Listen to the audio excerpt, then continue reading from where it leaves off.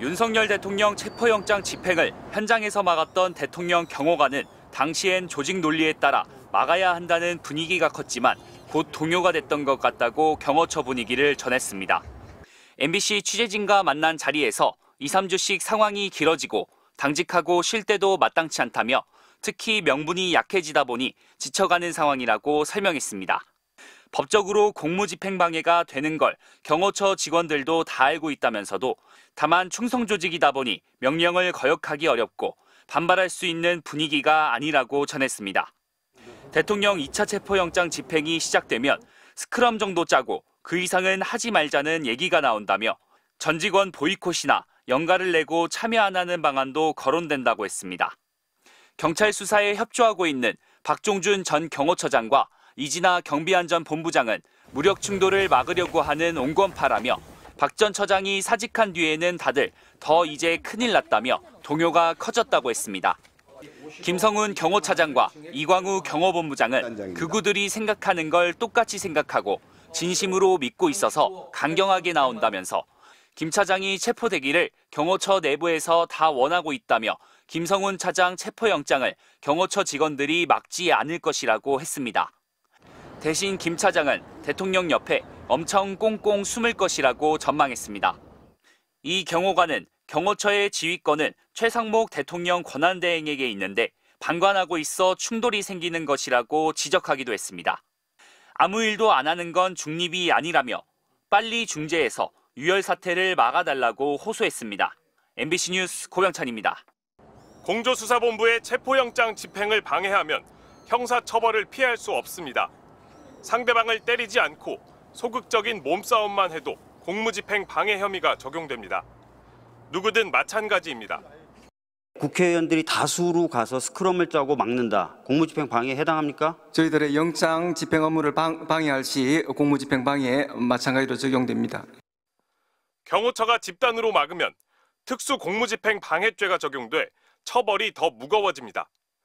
상대방이 다치면 특수공무집행 방해 치상죄로 3년 이상 징역형, 사망할 경우 치사죄로 무기 또는 5년 이상 징역형에 처해집니다.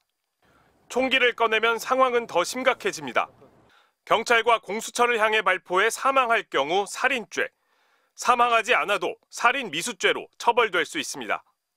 사전에 총기 사용 지침이 내려져 작전을 진행했다면 가담한 경호처 직원 전부가 공범이 될 가능성도 있습니다. 사람한테 총 쏠 때는 대개는 죽어도 좋다 그러고 쏠 거니까 미필적 포위라는 거죠. 총을 쏴라 라고는 지시가 공동으로 내려지고 거기에 입각해서 했다 그러면 공범이 성립될 가능성이 크거든요. 법원이 적법하게 발부한 영장 집행을 막으라는 지시는 명백히 위법한 명령입니다. 위법한 명령은 복종 의무가 없어 거부해도 형사처벌받지 않습니다. 징계 대상으로 삼을 수도 없습니다. 오히려 위법한 지시를 따르고 나서 나중에 어쩔 수 없었다고 항변해도 법원이 받아들이지 않을 가능성이 매우 큽니다. 경호처 수뇌부가 생명을 위협할 정도로 심각하게 강요하지 않는 한 지시 강요라고 해서 처벌을 피하기는 어려워 보입니다.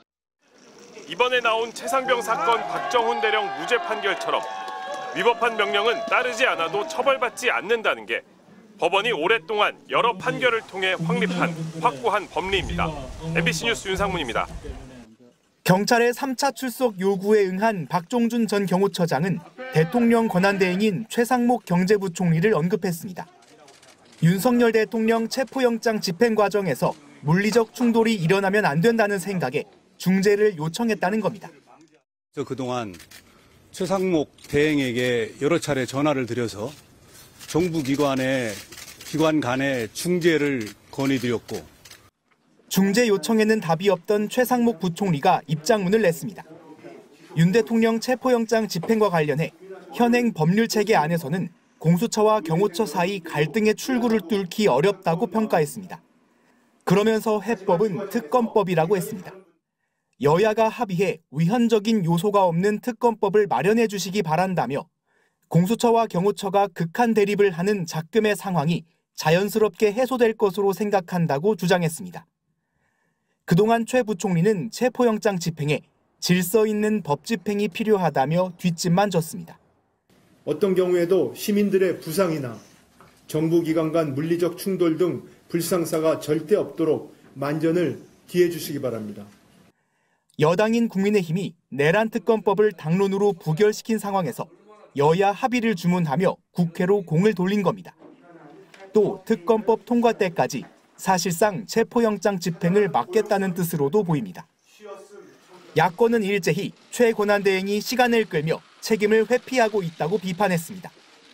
더불어민주당은 내란 수괴와 경호처의 눈치를 보고 결국 그들 뜻대로 시간을 끌겠다고 나선 거라며 한심한 데 그치지 않고 위험천만이라고 꼬집었습니다. 조국혁신당도 위헌적 요소 여부를 누가 판단하냐며 내란 특검법의 거부권을 행사하려 밑자락을 까는 거냐고 몰아세웠습니다. MBC 뉴스 홍익표입니다.